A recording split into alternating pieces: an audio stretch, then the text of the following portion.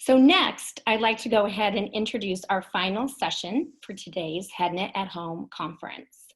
Matthew Goulden, CEO of Triometric, will be hosting and moderating a panel on data analytics titled Anticipating Market Recovery and Beyond. Matthew, thank you for moderating and pulling this team of data experts together for the membership. We certainly appreciate it. Welcome and thank you. Thank you. Thank you very much. Thank you very much, Audrey, and I'm delighted to be the co-chair of the HEDNA Analytics Work Group and here today to moderate today's panel session. I've got to say, if it had been 20 minutes earlier, you wouldn't have heard a thing because I've just had a thunderstorm go overhead. And I expect that's the danger of working from home and remote conferences. But anyway, hopefully it won't return and you'll be able to hear me for the rest of the session. So today's panel session is titled Anticipating Market Recovery and Beyond. As we're all too aware, the travel industry has been severely impacted by COVID. And today we're going to explore from a data and analytics perspective, where are we now, preparing for recovery, and what's the new normal? But before we proceed, I'd like to say a big thank you to the HEDNA Organising Committee, Sebastian, Audrey, and the board, and all the others organising today's event. Never has the importance of online forums and networking opportunities been greater. So thank you very much from all of us. So let me introduce the panelists. We have a great mix of industry leaders on our panel today.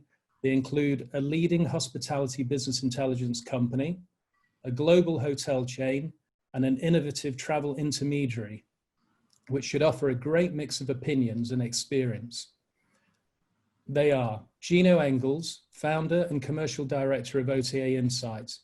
Gino founded the company in 2012, and today it has grown to be a leader in hospitality BI, with a portfolio of award-winning products and 50,000 hotel customers. Richard Biggs, Senior Vice President, Global Revenue Optimization at Radisson Hotel Group. Richard has over 20 years experience working in leadership positions for global hotel chains in distribution and revenue management functions. And finally, Alex Gisbert, founder and CEO of Fastpayhotels, a unique B2B travel distributor. Fastpay's model is to pay properties within minutes of traveler confirmation of the booking. Prior to Fastpay, Alex held senior roles with industry brands that included Thomas Cook and Expedia. So welcome aboard, panel. Thank you for joining me today. We're going to start off talking about where we are now of the three sections. So as I said before, we all know we've been severely impacted by COVID-19. We've heard a lot about specific countries picking up, domestic travel, various information and so forth. But what's the data really telling us? So if you'd all like to answer that, Gino, to start with you, I know you have access to large volumes of data. What are you seeing out there? Yeah, of course. Hi, Matthew, and hi, Richard and Alex, and the rest of the team. We were supposed to be in Amsterdam, if I'm not mistaken. So it's a little bit different now, working from my flat here in London. But we'll try to kind of stay a bit EMEA focused. And of course, there's not really one answer, unfortunately. It's very scattered across the globe and across different countries because there's not really one unified approach to travel and to how to get out of this situation post-COVID. So I think that's probably the best summary I can give.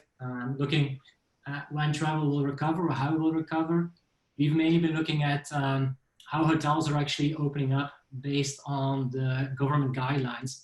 And that has really, basically, that's going to be the start of when people are going to travel again. I think currently, for example, for the UK, it's not very well defined. I think the UK is kind of putting quite stringent measures on people coming to the UK with a kind of 14-day quarantine of anyone coming into the country. So from that perspective, there's also no clear guideline on when hotels will be able to open up. So I think there's a work to do from the UK perspective. So apart from domestic travel, not a lot will happen. Looking at maybe some more forward-thinking regions, like looking at Northern Europe, I think they've been leading the charge a little bit, and I think recovery is starting to go a bit quicker there. I think Sweden didn't even impose lockdown. We're looking at the Scandinavian market and the Netherlands. they have been a bit shorter on the ball, and I think even from early June already started opening up some hotels.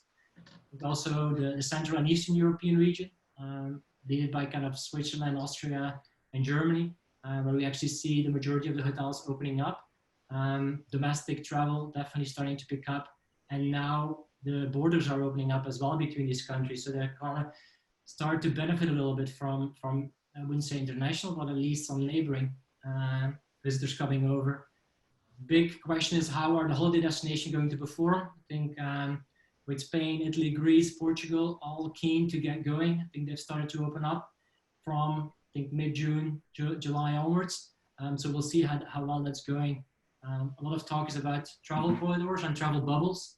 Not very clear exactly what it is, but all of these things will need to be kind of very well communicated for people to be able to know whether they can start getting on a flight. I think that's probably the first thing. We see EasyJet started to operate flights this week.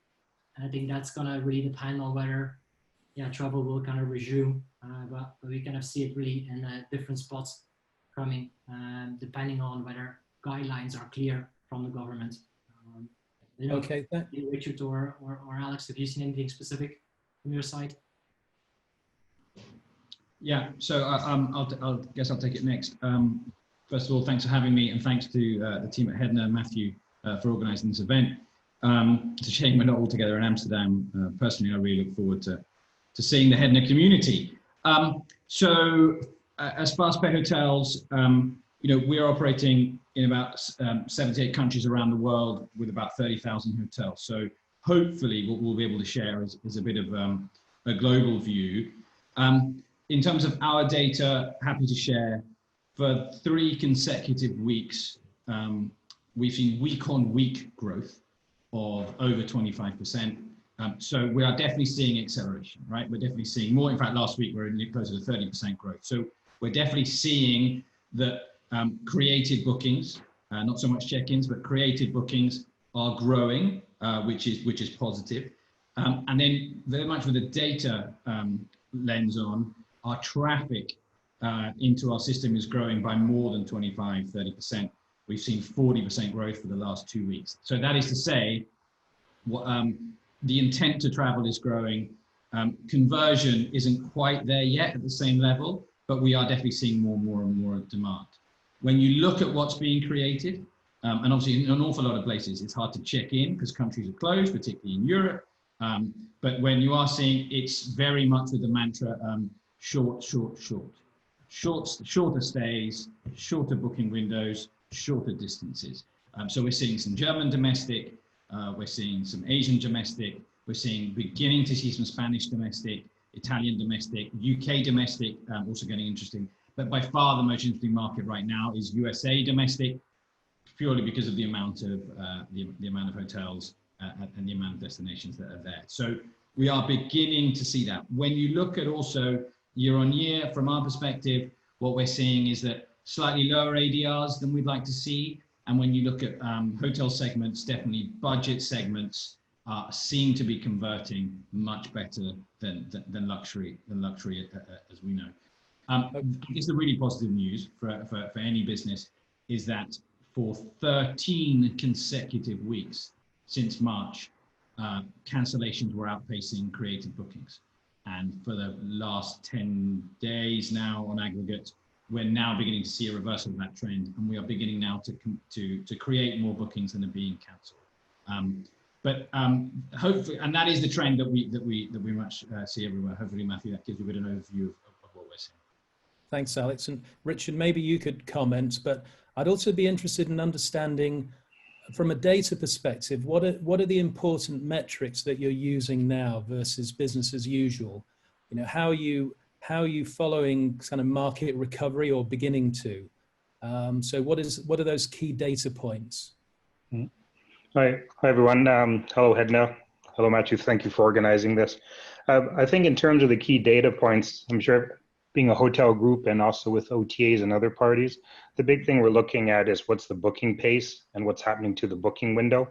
There was a comment made a number of years ago by someone that says the booking window is getting so short, people are going to be booking after they stay. But if we look at it now in terms of what we're seeing on, let's say, market data, we are seeing in China when bookings started coming back that the booking window was much shorter. And now we're seeing the same trends happening in the Americas and also happening in Europe. And a lot of that comes down to, I think, from my point of view, still the uncertainty out there as to what's happening with COVID-19, what's happening with the various restrictions, et cetera, that are in place. And kind of going back to the previous question, one of the points that's in there and the challenges is the misinformation or confusion that's out there in terms of where will I be able to fly? Will I have to go into quarantine? Yes, no. Gino alluded to the flight corridors. So flight corridors were something that popped up first in the UK, so they'd be able to get to Spain, et cetera. But the big question is, what impact does that have on the booking public in terms of creating either false expectations and then disappointment? And given my own personal example is looking at going to Canada for the summer, my big question is, if I go to Canada, how long am I in quarantine for? And if I come back, how long I will be in quarantine for?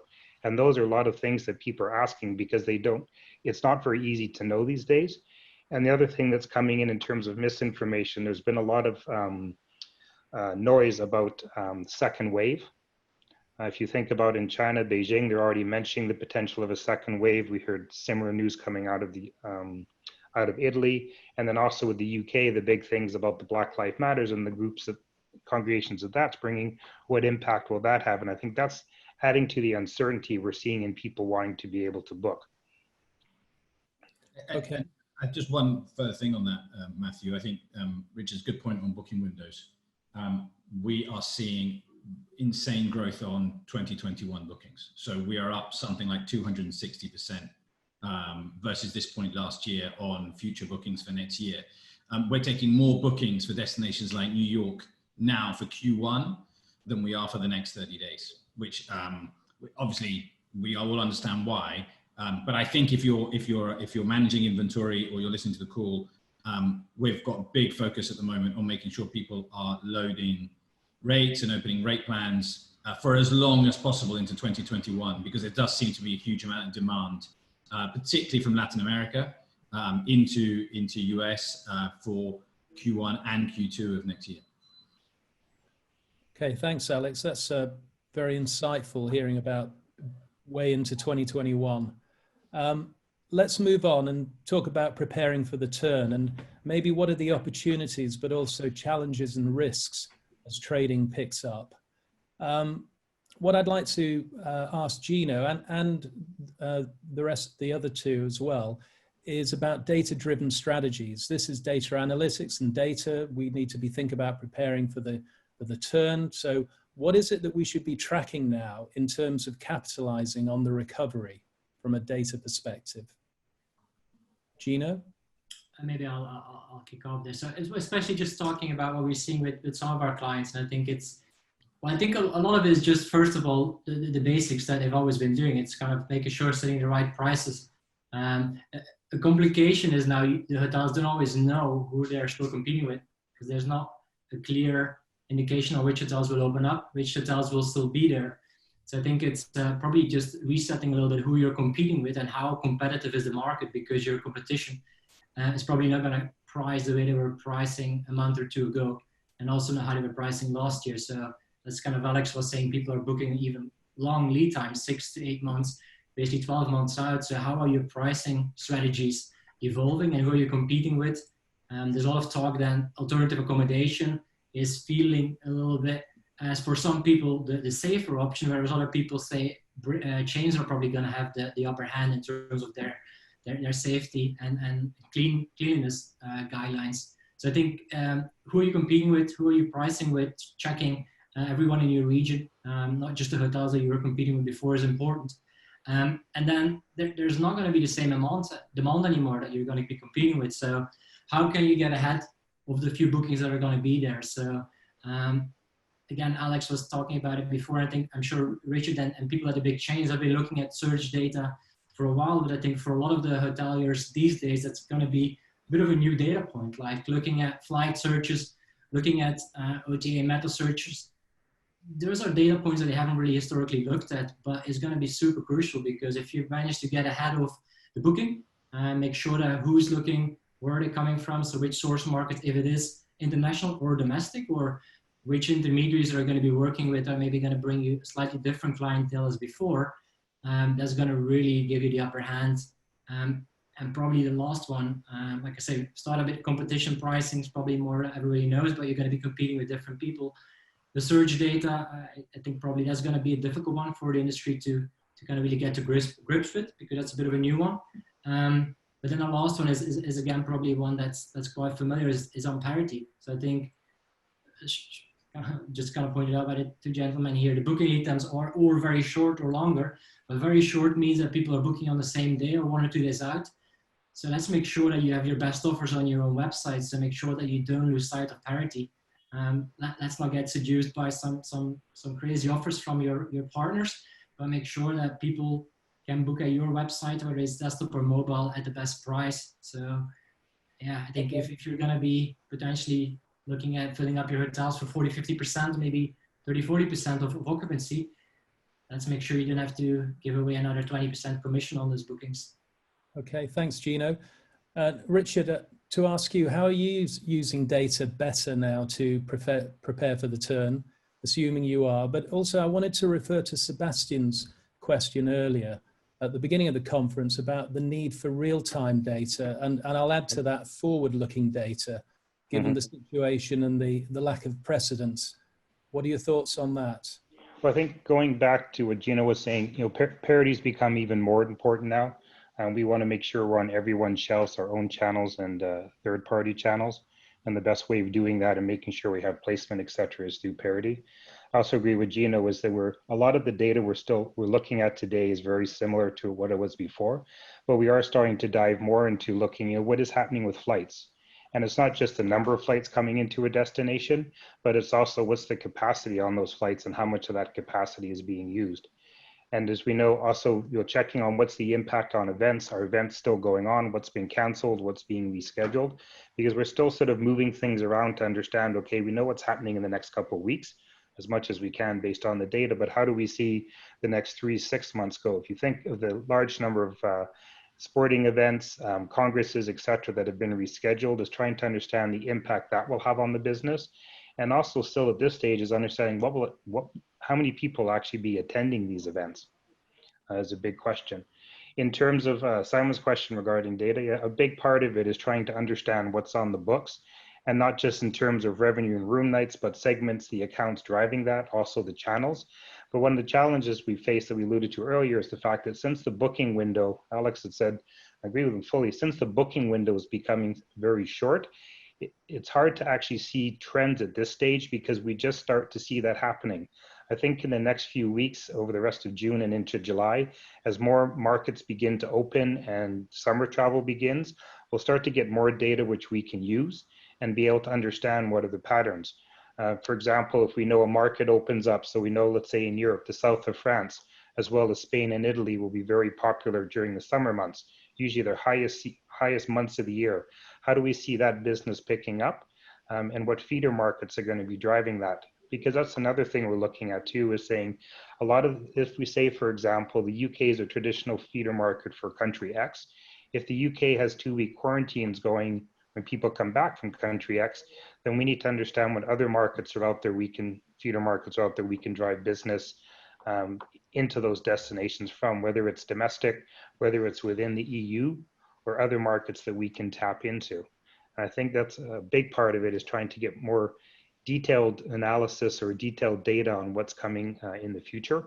In terms of on the books, to Gino's point, searches are very important. We can see if people are searching for a destination, but it's also seeing how many of those people are actually booking, and if we can identify what stimulates the bookings. Okay. Yeah, I think to Gino and Richard's point, it's not so much, Matthew, about new data points. It's about those those of us who are trying to drive bookings to hotels or reservations to hotels, or in fact just trying to fill a hotel. I think it's about recalibrating what data points that you probably didn't look at with as much focus previously that you should do now. I think, working with some of our strategic partners, the kind of data that they're asking us for and we're sharing with them is not only where the searches are coming from, because nationality searches are obviously going to be key. If we identify, that Germans are willing to cross the border into France for North Order bookings, how to drive through dynamic rates, specific rate plans for that demand. How do you drive, what booking windows there are, but also one of the things, particularly as leisure opens up in resort destinations, the other thing that we're sharing, and it seems to be very useful for the resort properties, is what the length of stay, the minimum stays of all of those searches are. Traditionally, a lot of resorts will just, because they've always done so, put minimum 5 or minimum 7 minimum stay restrictions on some of those hotels. The reality is that people possibly maybe only have a budget for 4 nights this year or for 6 nights this year. We're sharing that data with some of our resort and leisure properties.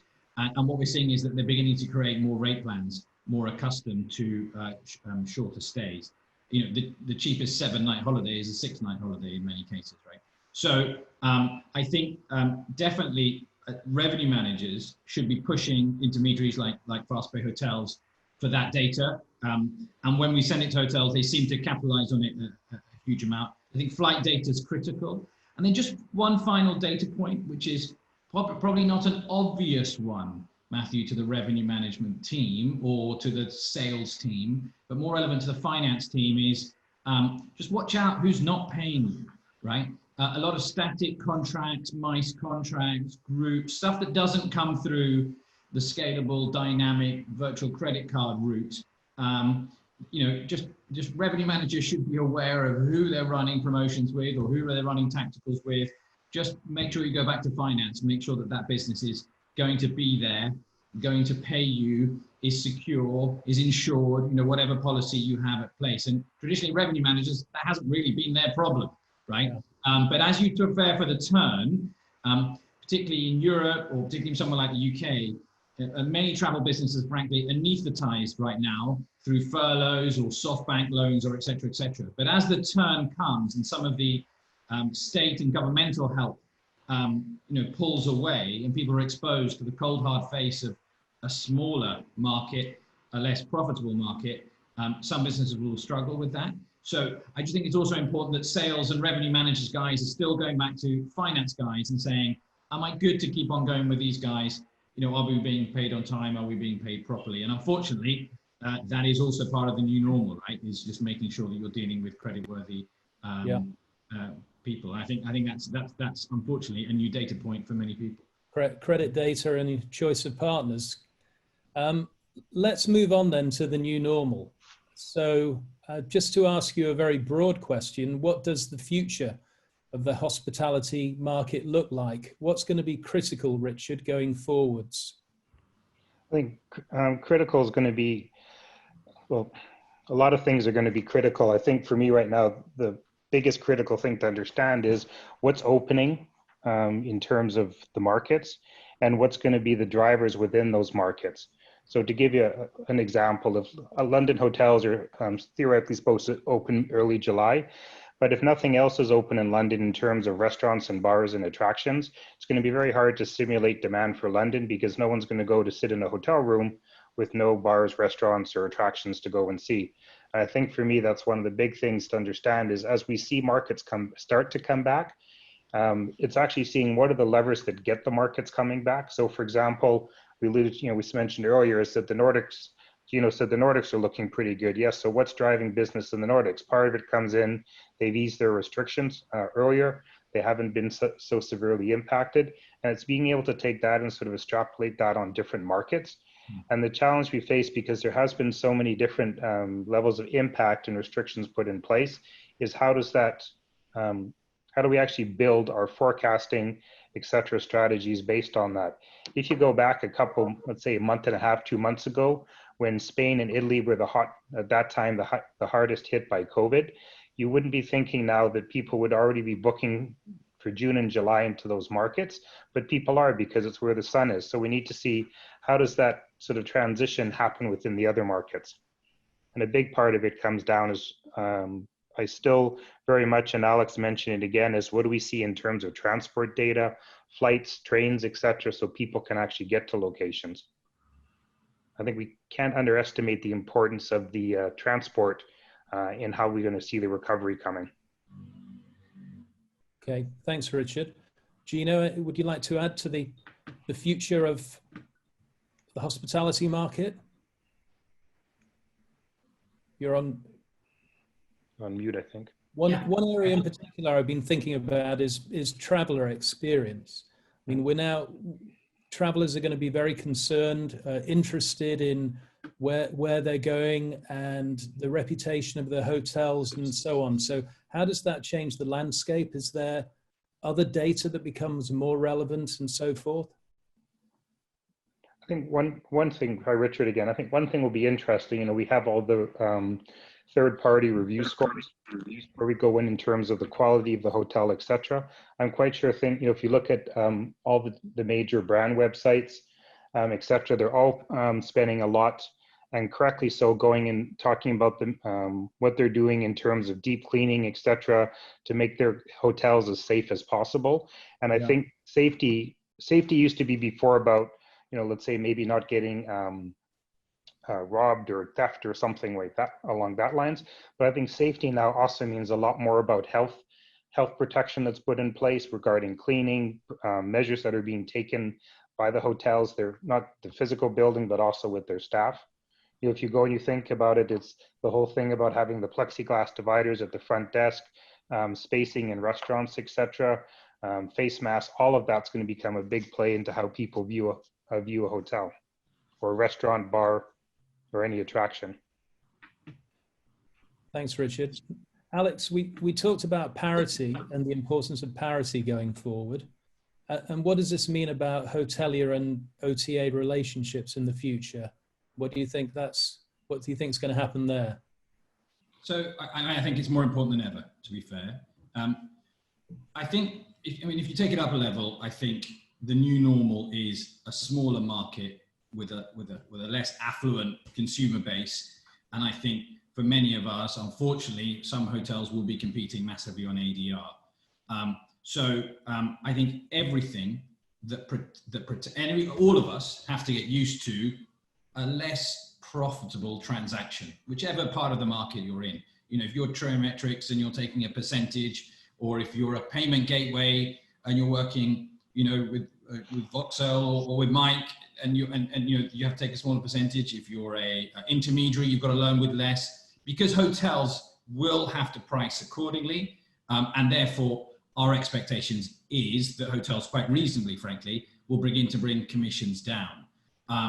Now, anything that erodes their ability to achieve the highest possible ADR is going to be a problem, and obviously maintaining parity is going to be critical. As an intermediary, from our perspective, nothing frustrates us more. You know, we're 100% dynamic rates. Nothing frustrates us more than making the effort on integration to then find out that hotels don't control their distribution and are breaking parity through static rates or some local receptive or DMC or whatever, very frustratingly, or they've given some crazy rate plan or override to an OTA or a B2B, or frankly, most of the time they're the same thing. I think it's really, really important that no one, certainly we don't believe anyone should now, particularly hotels obviously, should be thinking things are tough, I abandon the parity strategy. We're very much invested from our side on that, but nothing would frustrate us more. We would struggle to support hotel chains, I think, that we're not enforcing parity, because once you're in the parity game, when someone breaks the chain, obviously that's incredibly frustrating. And I think on the new normal, Matthew, I think this lack of everybody has to go back to the value chain and say, I know that I'm not going to extract the same margin or the same profit from the transaction. It doesn't matter what you do in the value chain. I think it's absolutely critical that everyone goes back and says, how do I automate more? How do I make this more internet, more digital, more dynamic? You know, whatever version of that is that applies to you, more scalable, less human contact, because it's going to be, you know, everybody's going to have to get used to earning a little bit less from every one of those transactions. You know, if you're able to charge $100 for that hotel room night 6 months ago, you're probably going to be charging 75, 80. Everyone's cost base has got to come a little bit. Everyone's expectations are going to come down a little bit. So I think the new normal is about a lot of the things that we talked about on the data. I think it's definitely reinforcing parity. But I think what's really important is that the way that you handle, manage your costs inside your organization to adapt to the new normal of the profitability of a transaction is totally critical. And unfortunately, that does mean we're going to get a lot of nasty news from travel organizations about cost cutting, et cetera, but I think what we're certainly working on adapting to is how do we account manage, how do we work, how do we pay, how do we receive from our perspective to make sure that our cost per transaction comes down. And I think that's going to come across, that's got to go across everything. And I think that means something different to everybody, but for everyone, the new normal is get used to this being a slightly less profitable business. And anything that's driving cost, trips, static rates, disparity, expensive forms of payment or payment collection are going to have to be phased out, because it's going to be very difficult to maintain. Owners who own a lot of franchise properties are going to require profitability to be maintained or grow, and I think that's going to be a really difficult part of certainly the next 6 months to 12 months for all of us. Okay, thanks, Alex. Just to tie up then, so and this is a final question before we move on to some QA. So in the new normal, what's going to be the relevance of data and analytics? And just tie into that, any specific message you'd like to leave the conference with to finish off? Richard? I think data and analytics continues to grow in importance. I think it's important now, but it's going to become even more important, because now we need to be able to go and look at what changes are happening within the short term. And then once we sort of see whether it's pickup, issues regarding parity, how can we more quickly react to those and address those and then build on those? And I think Alex's point, parity is way more important today than it was before, because you want to make sure on the shelf is if we see parity issues, we react to those very quickly. And as we start to see demand and bookings come in into markets, is making sure we're reacting on that and using that to sort of model other locations that haven't started picking up to see what we need, what would be the stimulants, or how do we see those markets starting to pick up. I think the challenge we have right now is we've never faced anything like COVID-19, is trying to understand how the business comes back and how we as the industry can be ready for it. Thanks, Richard. Gino, a few final thoughts? Yeah, no, absolutely. I think that it is going to be challenging. I think what we touched on before, especially for at the moment, a lot of people are going to have to do a lot more with a lot less resource. I think the question as well from a lot of people that have been furloughed or that are currently not at the head office or the regional office or at the hotels, how many of them will be able to come back? And with people who are left, how are they going to deal with this complexity? Because dealing with searches, flight data, transport data, open guidelines, having an understanding of alternative accommodation, short-term lead times, long lead times, so what are my source markets? So it is going to get more complex, and I think we need to make sure that myself as a technology vendor and kind of also Alex as an intermediary, that we kind of make sure that we have tools in place to help with that and to try to make it as easy as possible to understand, because I think it is going to get more complex and commercial teams are going to have to work together. I think revenue and distribution, we're already kind of converging more and more. I think that's really going to be supercharged now, and marketing is going to be kind of have to be on the same line, because there's only so much budget to spend. There's only so much demand to be captured. So how can we make sure that we're all on the same line, and we're going to have to do more with less. So a risk of self-promoting here, but I think, yeah, the technology vendors are going to have to be able to come up with some solutions to be able to get into the hands of hoteliers and learn how to work with these new data points and this complexity. Thanks, Gino. Alex, just to finish off, any final thoughts? Yeah, I think anyone who is expecting, this is the turn and the curve that hopefully now goes up for all of us. It's not plug and play. You don't unplug January and February distribution channels, cost base, commissions, payment terms, rate plans, and plug them in June 2020, and everything goes back to normal. I would advise on anyone, certainly our perspective is assume nothing, and go and get data points for everything that you do and revalidate everything you know. And anyone that's a touch point, if you're working with an intermediary like Fastpayhotels, If you're working with hotel chains, if you're working with a technology vendor, everyone's pretty much, particularly in this community, this HEDNA community, we've all invested massively over the last 2-3 years on getting a lot more data. Go and get that OTA to segment, what's third-party distribution, what's OTA distribution, what's B2C distribution, what's package distribution, what nationality distribution, what's the booking window, what's the minimum stay.